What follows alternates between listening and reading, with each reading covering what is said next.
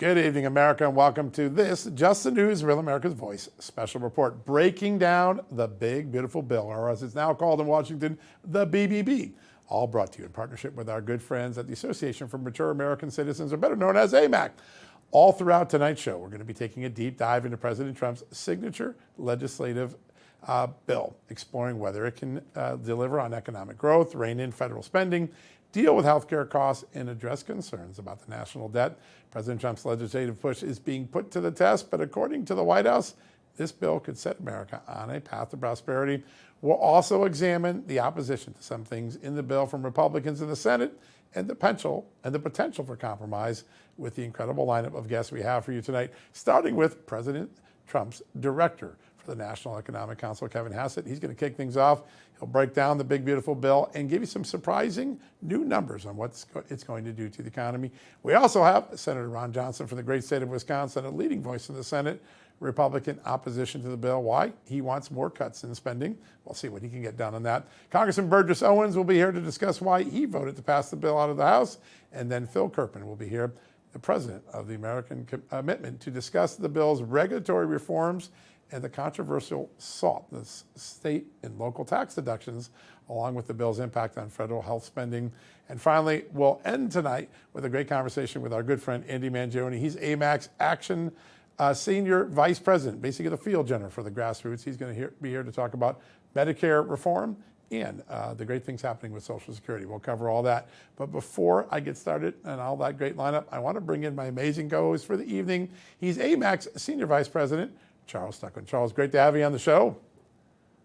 Thank you, John. It's great to be here. And what an important conversation we're having tonight. At AMAC, we represent over 2 million conservative Americans, people who believe in personal responsibility, smaller government, and protecting the future for their children and their grandchildren. So they're not just interested in political theater anymore. They want results, and they've been waiting a long time for Washington to take bold action. So tonight's discussion around President Trump's budget bill isn't just about dollars and cents. It's about restoring sanity to the way that we govern. It's about stopping endless cycles of reckless spending, reining in the federal bureaucracy, and finally putting working Americans first, especially our seniors who feel the pressure of rising costs more than anyone else. So happy to be here. Looking forward to the conversation, John. Yeah, I am too. It's going to be great. And AMAC is on the front lines helping to get this bill over the finish line. You've unleashed a big army. I know we're going to talk about that later in the show, but the patriots of AMAC are in action, aren't they?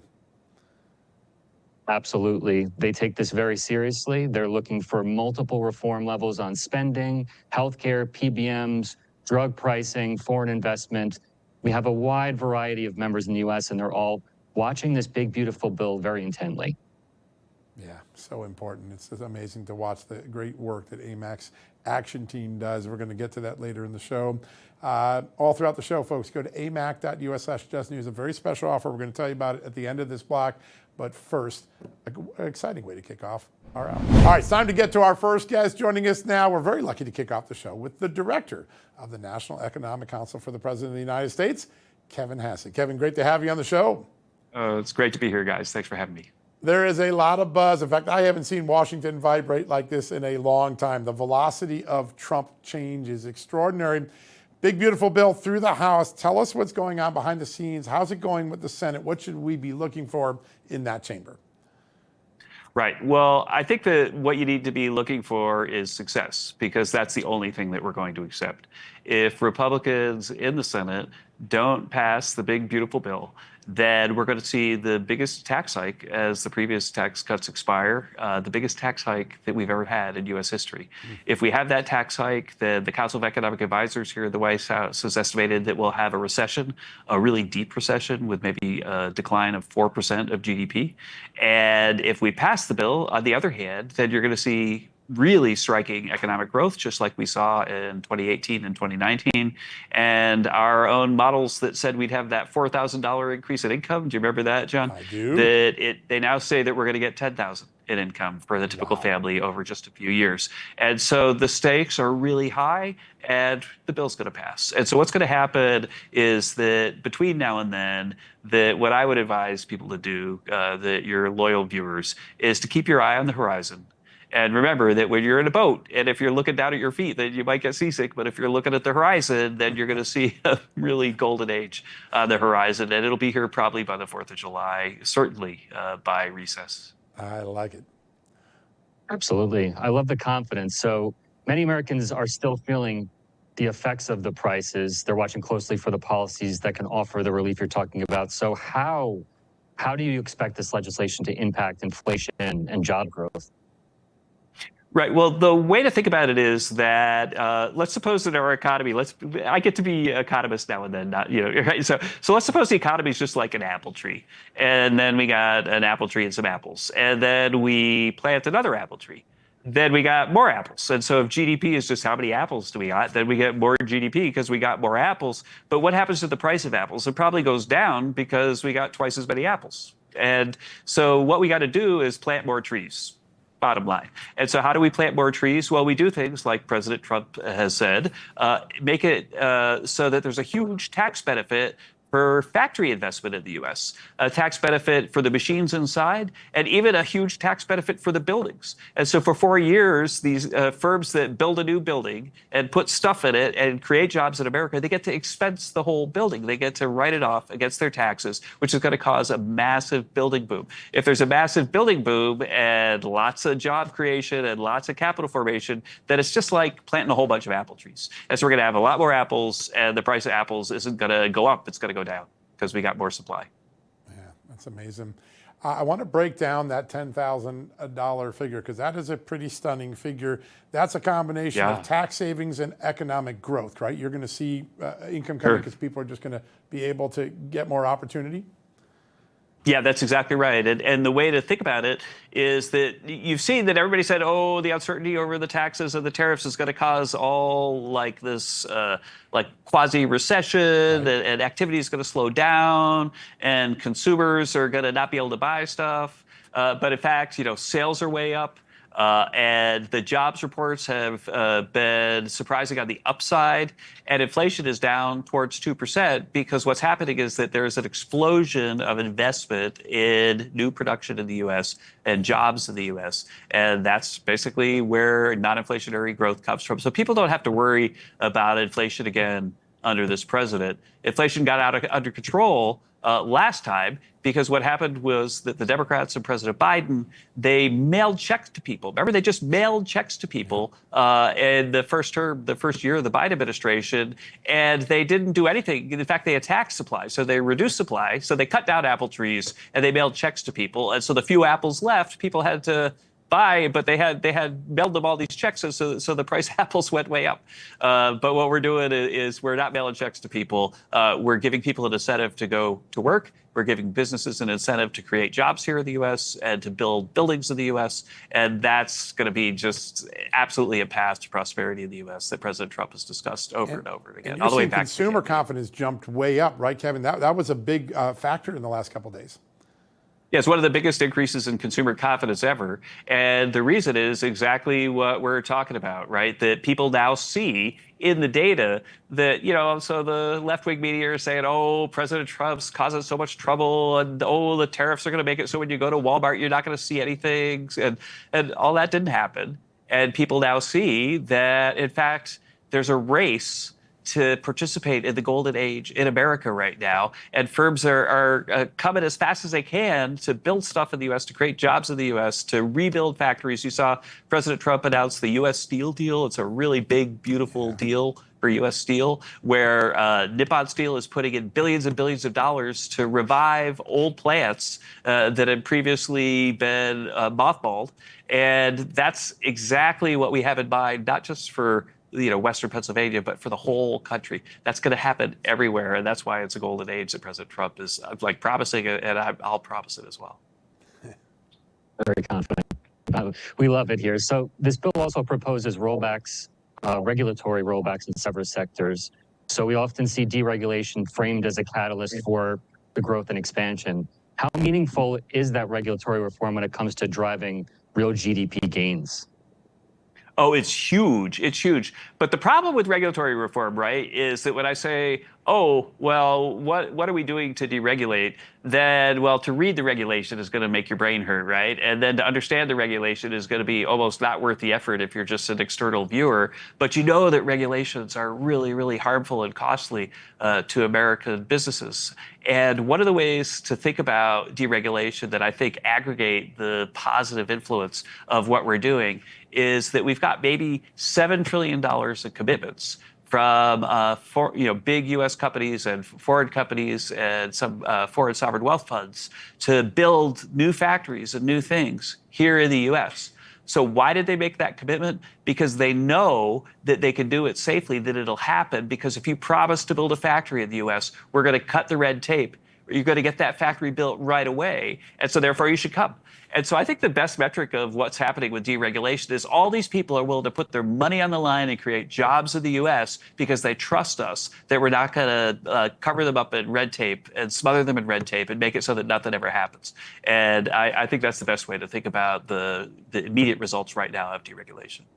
Yeah, such a good point. Kevin, I want to ask a little bit about trade deals. Those also are going to bring some extraordinary new opportunities. Big ones already in the house with such as Great Britain. When do you see the next ones coming, and how do they also alter this picture and continue to create optimism in America? Yeah, well, the trade deals are really targeted to both create jobs in the U.S., but also to create jobs in the U.S. by opening up their markets to our stuff. And so one of the things that has happened in the past is that we allow them access to our markets, other countries, and so their firms are selling things everywhere. But when we try to sell stuff to them, like our agricultural products, our beef, our corn, that they say, oh, no, you can't have the beef because of this. Can't have the corn because we think it's genetically modified or whatever it is, and so what these trade deals are doing is that they're making a level playing field again. They're giving us lots of tariff revenue, but they're also creating access to foreign markets for U.S. producers, U.S. small businesses, and U.S. agriculture. Amazing. In terms of ambition and design, how does this bill compare to the 2017 tax reform you helped craft? Oh, yeah, it's the 2017 bill, maybe I guess we'd say on steroids, that it takes everything, every lesson we learned that created the 3% growth and the $6,500 in increased income for the typical American, and we multiplied it by 2. And we added new things like no tax on tips, no tax on overtime, no tax on Social Security, which are going to make it so that the people who want to work hard and want to have a better life in America are richly rewarded to do that, both by the wage that they get before tax and the wage that they get after tax. It's just amazing. So much to watch. It's hard to keep up. I don't know how you guys keep up with all the velocity of stuff, but it's changing fast. Yeah, thanks. Kevin We try. Hassett, what a great honor to have you on the show today. Thanks for joining us. Oh, thanks, John. Great to be really here. enjoyed Great it. to have you guys. All right, folks, we have much more ahead for you. What a great conversation that was. We got a lot more like that over the next hour. While you're watching, I also want you to head over to amac.us/justnews, amac.us/justnews, because you can join right now. Get a load of this for just $1 for a whole year. That's an incredible deal. You don't get anything for $1 anymore. That's a great deal, and we're going to do something special tonight. If you sign up tonight, you're not only going to get a whole year of AMAC's membership, you're also going to get to attend my next private town hall meeting. We have a VIP subscriber club here at Just News. Everybody gets to ask questions. I answer questions for news for an hour and a half. Tonight only. If you join, you go to amac.us/justnews. You're not only going to get the $1 for 1 year membership, which is a steal in itself, you will get a chance to hang out with me for an hour and ask private questions in a private seminar. We'll get all that taken care of. The way to start, go to amac.us/justnews right now. Get it taken care of. We'll be back in a second with more great interviews.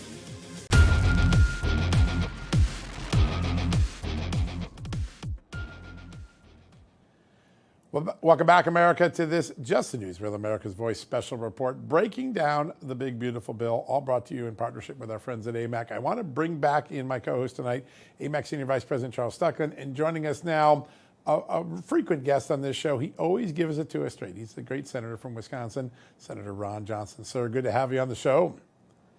Well, guys, hope you're doing well.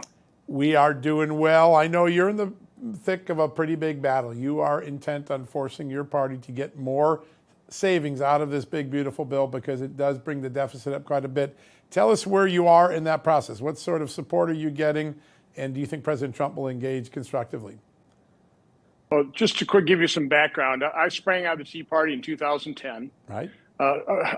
When I was campaigning during all those parades, what I would shout was, "This is a fight for freedom. We're mortgaging our children's future. It's wrong. It's moral. It's got to stop." There you go. That was my campaign theme in 2010. Got me elected. It's been my primary focus. Again, I wish we had been able to maintain only a $14 trillion debt. That's what it was when I got elected. Now it's $37 trillion. The current CBO estimate, the most recent one they have, projects spending $89.3 trillion over the next 10 years, incurring another $22 trillion worth of deficit. So, John, that means $2.2 trillion per year. And I would argue that is a rosy scenario.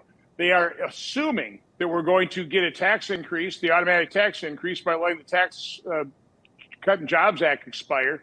They estimate that'll bring in about $4 trillion revenue. Now, I know there's all kinds of argument over, what is the dynamic score and all that type of thing. What's pretty certain, though, is the $89.3 trillion.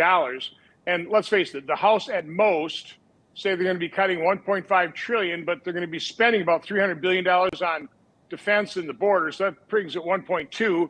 A couple $100 billion of that is student loans, which they've got to pass really quick before the Supreme Court rules that unlawful or unconstitutional.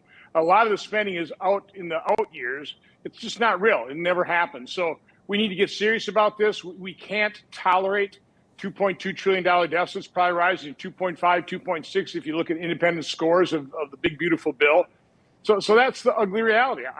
I wish it weren't so. I wish everybody on my side was as dedicated as their rhetoric. They all say we don't have a revenue problem, we have a spending problem. Big part of this bill is just new tax cuts that President Trump promised on the campaign trail that, quite honestly, are not going to promote growth. They're just going to reduce revenue. Senator, there's clearly a lot of concern about the size of this bill, but also there's real urgency from voters who want to see action. At AMAC, we hear both. So we hear cut spending, and then we also hear do something that actually helps us. So how do you think we actually get that right balance between bold reform and political and economic reality? Well, I've always been in favor of a multi-step process. Focus on the areas of agreement. That's the border, defense. Take whatever spending reductions we can get. The Senate in our budget proposal said $850 billion, but let's take advantage of some of the good work that the House did. Let's load as much of those savings as we can in this first bill. Extend current tax law. As unwieldy and grotesque as current tax law is, I want to take an automatic tax increase off the table. We should have done that in 2017. Could use current policy back then, but we weren't smart enough to do that. And then, because time is short, we're going to have to increase the debt ceiling, not $4 or $5 trillion. It's going to be bad enough how much we're going to have to increase it just to get us into 2026, about $2.5 trillion.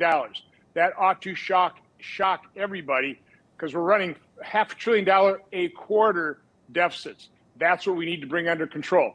It's about spending. To quote Scott Bessent, a bunch of people in the administration, we don't have a revenue problem. We have a spending problem. The question I ask is, are we willing to fix it? Right now, based on the big, beautiful bill, it doesn't look like we are. Sir, what are some ideas that you're bouncing off the White House, bouncing off your colleagues? I mean, you're a guy that likes to take your ideas and get them into action. What are some things you're looking at that could substantially reduce spending and still get this bill across the line in some form? So I've been very consistent since my first article was published in the Wall Street Journal. We need to return to a reasonable pre-pandemic level spending. I've laid out a couple options. I've actually printed out the full budgets. You take Clinton or Obama or Trump, their actual total outlays, exempt Social Security, Medicare, and interest, spend what you need to spend. All the other outlays from those years, from 98, from 2014, 2019, increased by population and inflation. There you go, fully plussed up. That'd give you somewhere between $5.5 and $6.5 trillion. You start there. You don't start at over $7 trillion and suffer death by 1,000 cuts. You start with a reasonable baseline, and then what I've suggested is a budget review panel. Senators, House members, members of OMB, bring the department heads up, have them justify their budgets line by line. Now, that's going to take work. It's going to take time.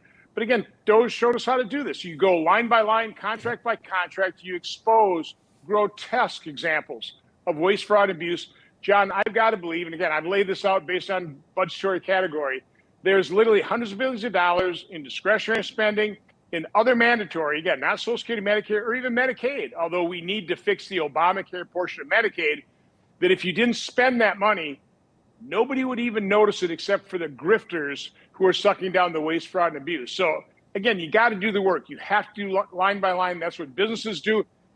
People need to understand a $10 million business probably spends more time going line by line through their annual budgets than Congress spends going through the $7,000 billion budget of the federal government.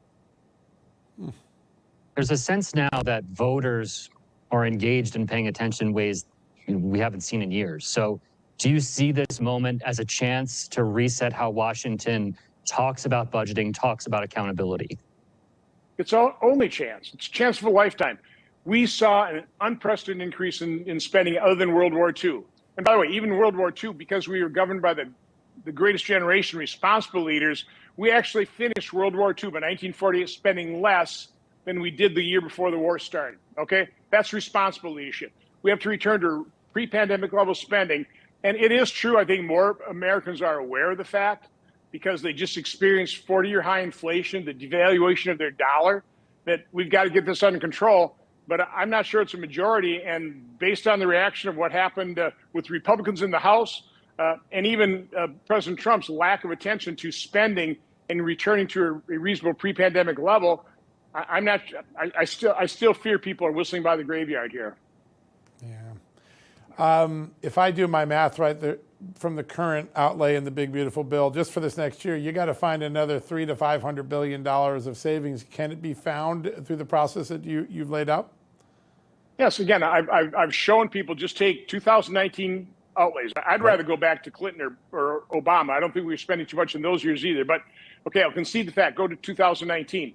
There's a couple $100 billion of spending that exceeds 2019, plus up by inflation and population in both the discretionary accounts and the mandatory accounts, without even touching Medicaid. Again, we have to fix that as well. That, the Obamacare portion of that, where for every dollar a state spends on Medicaid expansion for single, healthy, working age adults, childless adults, the federal government kicks in $9, versus for a disabled child, for every dollar the state spends, the federal government kicks in $1.33. Now, that's the way Medicaid was designed, shared responsibility with the state, so the states would help control it, as opposed to not controlling it, signing up ineligible recipients, illegal immigrants, quite honestly, plussing up the reimbursement rate because they're kind of in on it with the providers. I mean, it's grotesque what Obamacare, Medicaid expansion has done to threaten the benefits we all want to provide for disabled children and the vulnerable. In its current form of this bill, is there anything that you do like to address that? Is there anything in this bill that you think is headed in the right direction, even if the package as a whole falls short in its current iteration? Sure. Again, they are trying to address the Obamacare portion of Medicaid. I would say they haven't done a real good job of explaining it and selling it. That takes time. That also takes presidential leadership. So they've succumbed to the criticisms of the big spenders. Are you going to slash Medicaid? You're going to take Medicaid away from disabled children? No, we're trying to save Medicaid for the vulnerable. We're trying to avoid a debt bomb going off, an acute debt crisis. By the way, we've been experiencing what I call a chronic debt crisis now for decades. Do you realize that a dollar you held in 1998 was only worth 51 cents? When I ran in 2010, a dollar back then was only worth 68 cents. A dollar you held in 2014 is worth 74 cents, and a dollar you held just 6 years ago in 2019 is only worth 80 cents. That is the devaluation of the currency. That is the tax on everybody called inflation. It's insidious. It destroys people's lives. Yeah, so well said. The dollar has been devalued in ways I don't think anyone could have imagined 30 years ago. Senator Johnson, one thing I know we can always count on you. You give us a straight scoop on what you're thinking, and your clarity, I think, is greatly appreciated in a town that awful has a lot of obfuscation. Great to have you on the show today. Thanks for having me on. Yeah, such an important message you deliver. All right, folks, we're going to take a quick commercial break. When we come back, Congressman Burgess Owens from the great state of Utah is here to help break down why he ended up voting to pass the bill through the House. But before we do that, do me a favor. Go to amac.us/justnews and sign up for your AMAC membership for just $1. That's an incredible deal. Plus, you're going to get a chance to hang out with me next month for a virtual town hall, answer your questions for a whole hour, anywhere in the country. You can come in and do it. That'd be a fun bonus for signing up for $1 for 1 year. Go do it. amac.us/justnews right now. We'll be back in just a moment.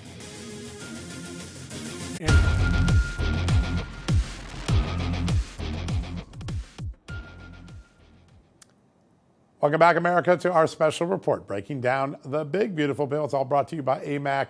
I'm still joined by AMAC Senior Vice President Charles Stuckland, and we're about to go to our next guest. Anyone who's listened to my podcast appreciates him. He comes on, he lights it up every time. He represents the great state of Utah. He's also a former NFL player and Super Bowl champion. I'm, of course, talking about Congressman Burgess Owens. Congressman, good to have you on the show. John, looking forward to chatting with you. Absolutely. It's a great honor to have you on. You were a big part of getting this bill over the finish line in the House. Lots of things that you worked on, got into it. Tell us why you worked so hard and why you were able to get it through the House with your other colleagues.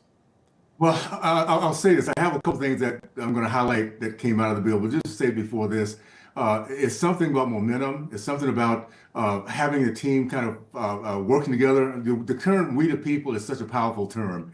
And I've never seen anything like this in the 3 terms that I've been involved, where our team, no matter as diverse as it is, we're coming together and we realize we have a coach that understands this process, and we want to see his mandate come through. So right now we have a focus on the middle class, and we're doing it through innovation. We're doing it through just common sense.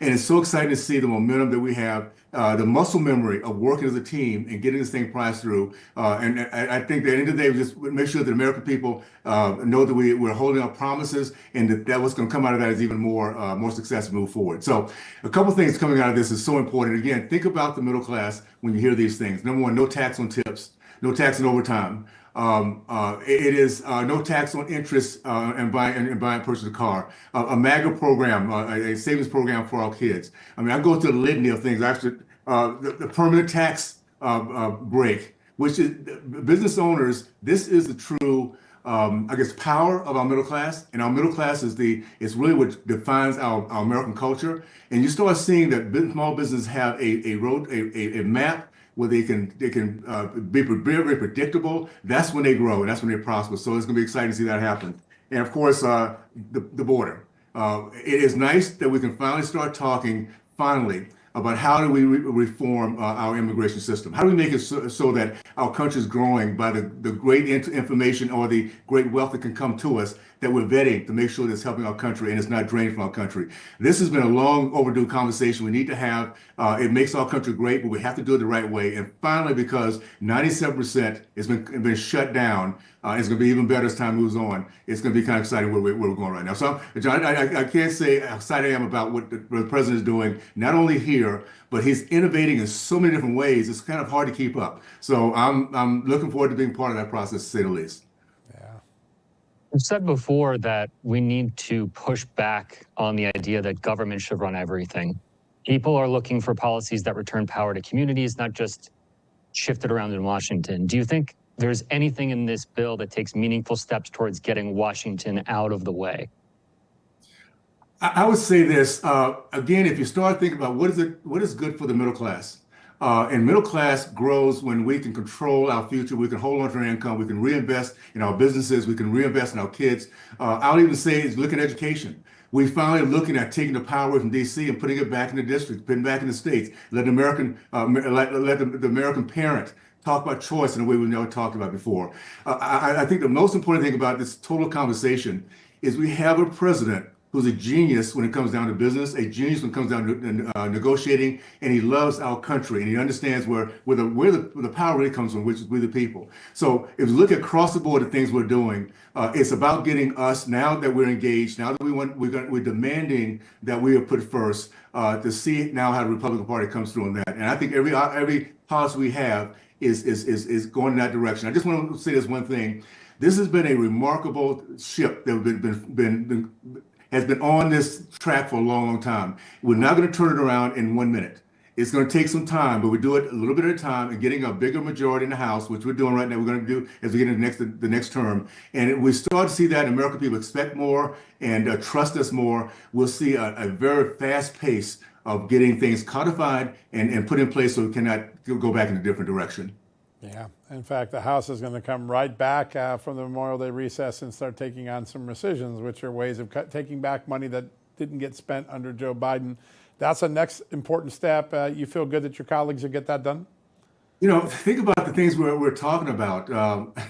We're talking about in terms of pulling back money that we deserve that has been spent the wrong way, and we're going to codify the fact that there should be something that should be going back into the American people's pocket. So when I think about those kind of things, how about this? You know, we're hearing from the president's lips a concept of balanced budget. We're talking about that. We're talking about external revenue service that will take the pressure off internal revenues. These are things that we're looking at, again, a little bit, something's going to be a little bit longer term, but what we're doing right now is making sure that what we have control over was either been done with DOGE. We're going to codify that, bring it back, and let the American people know just how we're saving money for them, give them more confidence in what DC can do as we send more power out to those folks that's sent us here. We often speak of the importance of strong families as the foundation of a strong country. Our members see that connection too and worry about policies that undermine it, that undermine the family. Do you believe there's anything in this legislation that supports that foundation, that family foundation? Yes, I would say there's a lot. And by the way, we're going to hold on to our American culture. We're going to hold on to our American culture of freedom. The family unit is where it starts, and that's what's been on attack for a long time. So you think about I call it a MAGA savings account, in which now parents, grandparents, nephews, uncles, they can put money into accounts for their kids, and which they can begin to take advantage of at 18 years old and 30 years old. Those are the kind of things we can do, obviously. I would say the biggest thing is when you start to allow the small businesses to run and grow, guess who's benefiting from that? The kids of these moms and dads who go out there and take this risk. They teach the culture of acceptance, the culture of dreaming big and overcoming obstacles. Those are the kind of, I think, the most important ways that we can make sure our families beginning to come together again. And then there's going to be a lot more we have to go at. Our family unit's been on attack for decades. So it's going to be a process of, first of all, of identifying how we can support, how can we help self-sufficiency instead of dependency, and giving incentives for parents to stay together versus dividing us. So this is just the beginning. Again, we're just over 100 days or whatever that might be now, but the fact that we're on the right track and we know that the family unit is at the very core of this process, we're going to address that as we move forward. Yeah, it's funny you said the right track, Congressman. There was a poll came out this week, the highest number in the history of the polling company for people who think the country's finally on the right track. That is not an accident. It's a great honor to have you on as always, sir. We always enjoy your insights. Thank you, guys. Appreciate it. All the best. Thank you so much, sir. Great to have you on. All right, folks, we're going to take a quick commercial break. Next, we're diving deeper into the big, beautiful bill with Phil Kerpen from American Commitment. Does this bill tackle the tough issues, or is it missed an opportunity? I got a word for you. Regulation is going to come up next. You're going to be shocked what you're going to hear. But first, before we go to break, remember to visit amac.us/justnews. Sign up for a year of AMAC membership for just $1, $1. You don't get anything in America for $1. If you do that tonight, you're going to get a special bonus. You're going to be able to attend my next private town hall. It's a virtual town hall. I spend a whole hour answering viewers' questions. You can join that if you sign up tonight. So amac.us/justnews, $1 for 1 year. What a steal. We'll be right back.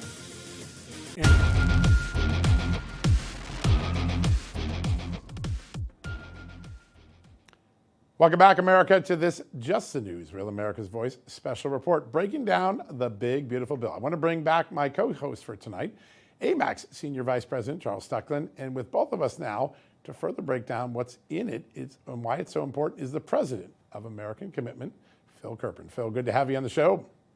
My pleasure. All right, there is a lot of historic conservative ideas in here, things that go all the way back to the Reagan era of wish lists that maybe didn't get enacted. But some people wonder, is there enough to rein in regulation, the thing that actually slows the economy down? I'd like to get your take on that. Yeah, I'm really glad you asked about that because everybody's been so focused on the taxes and spending that Yep. they've almost completely missed one of the biggest regulatory reforms in U.S. history that Chairman Jim Jordan was able to put in this bill coming out of the House Judiciary Committee. Everyone was focused on Ways and Means for the tax changes. Everyone was focused on Energy and Commerce for the Medicaid changes.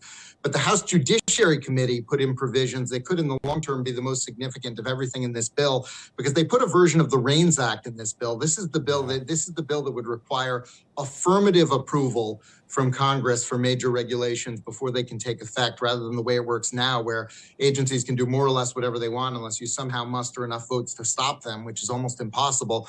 So this would be a massive, massive positive change and stop this pendulum from swinging wildly back and forth with the party in the White House. We'd have a lot more policy stability, and we'd be able to stop a lot of the worst, most expensive regulations before they ever even get off the ground. And I'll give you an example that's so important of why this process would be so different from what we have now. Remember when the cap and trade bill crashed and burned, even though we had a Democrat President Obama, we had Nancy Pelosi and Harry Reid running the Congress. They could never get the votes to do that because politically it was too damaging because the costs were so large. Even Democrats balked at it. Well, they had the EPA implement half the things in that bill anyway, and Congress never voted on it. And of course, there's been a lot of back and forth as Trump came in, Biden, then Trump again on this stuff. But if we said you have to vote first, you need an affirmative approval of a majority in the House and Senate before new major regulations could come in, we would have much more stability and they never get off the ground. So that is in this bill. They had to trim it down somewhat. It only applies to regulations with a major budgetary effect, and it only applies to a list of agencies. But EPA is on the list, the Department of Energy is on the list, HHS is on the list. So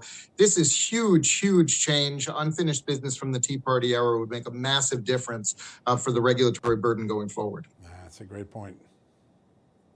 We've seen some regulatory removals as far as what we saw in the Inflation Reduction Act. Can you get into any specifics on some of those agencies, specifically what we're seeing in this bill? Yeah, the Inflation Reduction Act really was a disguised Green New Deal or Green New Scam, as President Trump called it. And it's not so much the regulations as it is the massive subsidies, massive spending and tax subsidies to the wind and the solar guys and hydrogen and electric vehicles.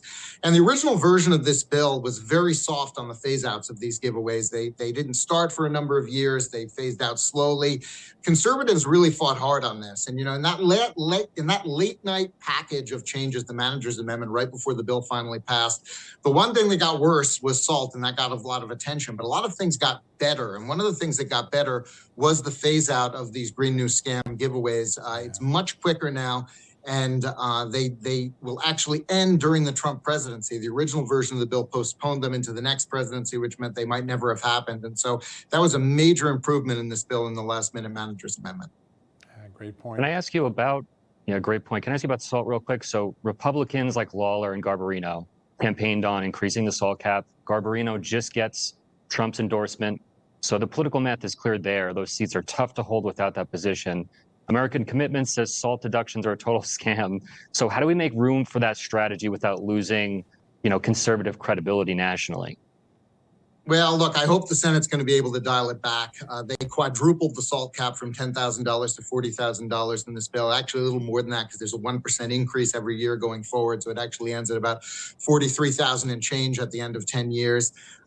This is a subsidy to high taxes at the state and local level, and we don't want to create an incentive for state and local government to be able to raise taxes and pass those costs off to the rest of us. This is something, though, that some of those members campaigned on. The interesting thing about New York, though, is about half the districts in New York have lots of SALT taxpayers. The other half have almost none. And so even within New York State, this is a major redistribution from lower income people to higher income people, which I thought the Democrats were supposed to be against, but they're all for it because it benefits them. And we still have a handful of Republicans in these very high tax blue states like New York, New Jersey, and California. They felt politically they had to deliver on this, but it carries a huge, huge cost associated with it. And that means we didn't have room for other things we'd like to see in this bill, in particular, the pro-growth cost recovery provisions that let businesses write off their investments immediately. Those only last 4 years. We had been hoping they could be made permanent, but they only last 4 years in part because of the budget math of being able to get that SALT deal in here. So I hope that the Senate can dial that down a little bit to pay for making those expensing provisions permanent. That would make it a much more robustly pro-growth bill.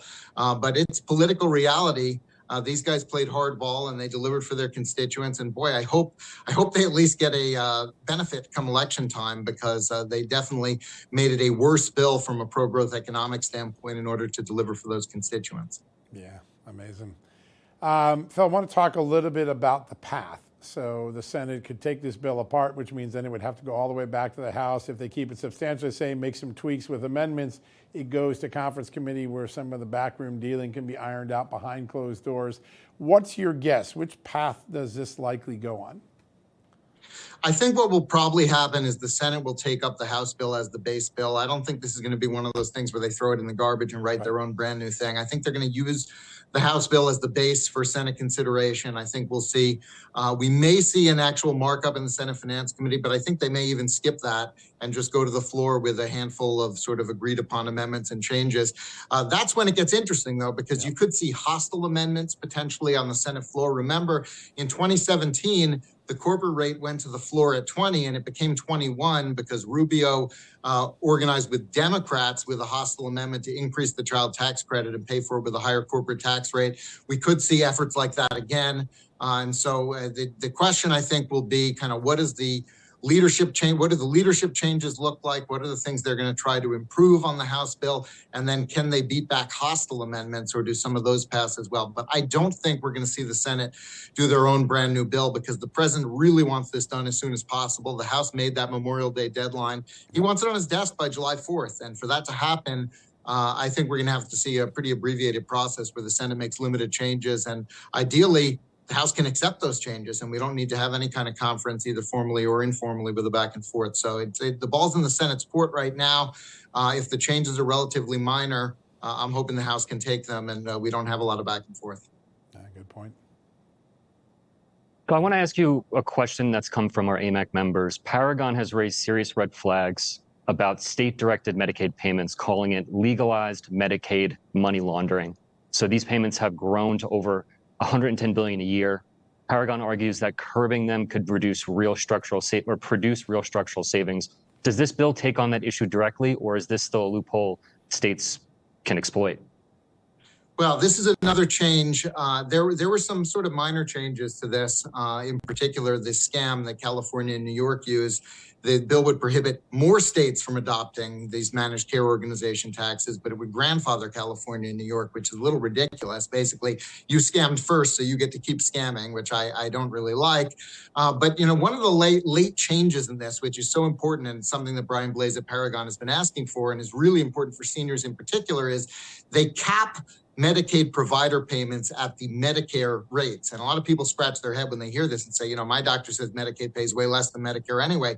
But what's been going on is the hospital systems have these arrangements now in all these states, which is exactly what you were just referring to, where they'll basically say, hey, we'll pay a big tax to the state, but you give us all the money back and then some after you get the federal matching funds released by having these inflated, ballooned up reimbursements for us as providers. And so some hospital payments now are 200, 300% of the Medicare rate for Medicaid as a way to engage in this money laundering scam where they tax the hospitals, get the federal money, then hand the money right back to the hospitals through these inflated payments. And if you tell the hospitals you're going to get 2 or 3 times as much money for a Medicaid treatment as you do for Medicare, think about that, what that means for seniors. Think about what that means when you say hospitals can make a lot more money treating Medicaid patients than they can Medicare. I think it's a terrible, terrible incentive. Not only does it enable this financial scamming of federal taxpayers, but it means that on the margin, hospitals would rather treat Medicaid patients than people who paid their whole life into Medicare. So this bill caps Medicaid reimbursements at the Medicare rate. I think that would make it much, much harder for these types of scams to go on. And that was one of the changes that conservatives fought for that got into that last minute amendment package. So a really positive change in taking this on. Yeah, a lot of shell games that were going on that deprived the American taxpayers of good services, and also a lot of unnecessary money has been wasted. Great that maybe they're going to get to the bottom of this. Phil Kerpen, president of American Commitment. Great to have you on the show today. Thanks for joining us. My pleasure, guys. Have a good one. Yeah, what a great conversation. All right, folks, before we get to our next break, remember to go to amac.us/justnews right now. You can join for just $1 for the whole year with auto renew. You can't really beat a deal like that. It's really great, right? And what can you get for $1 nowadays? Not hardly anything except a great AMAC membership. You get all of AMAC's great benefits, and you'll help AMAC push for change in Washington, D.C. Again, go to amac.us/justnews right now to get your membership to AMAC for only $1 today. We'll be right back.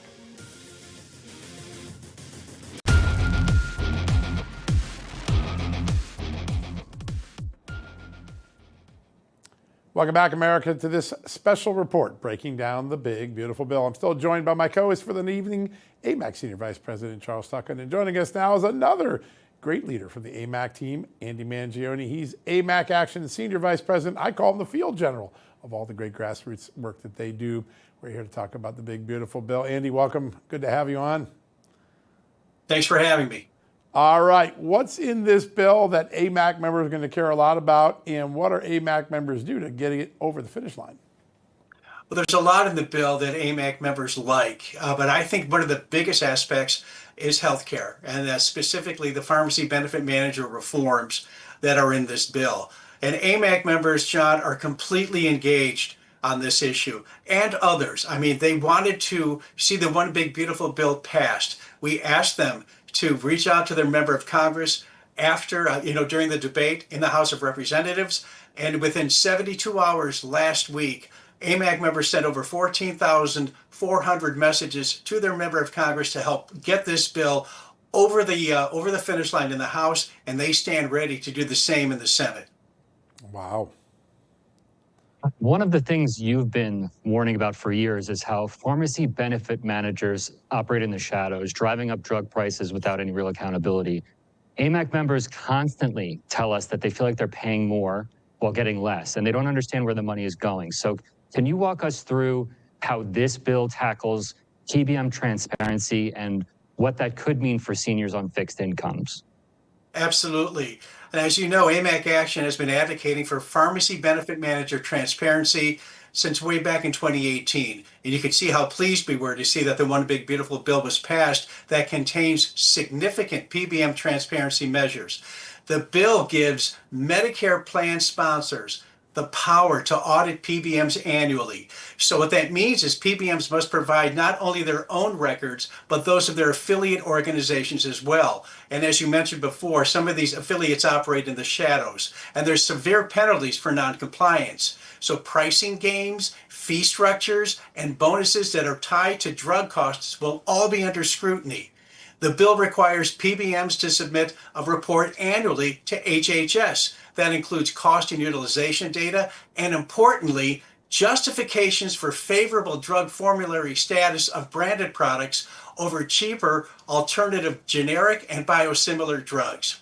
The bill also breaks the link between PBM compensation and the price of medicines by prohibiting PBMs from receiving any compensation that's related to the dispensing of a specific prescription drug other than a bona fide service fee and other payments. All of this is aimed at reducing premiums and copays for Medicare beneficiaries.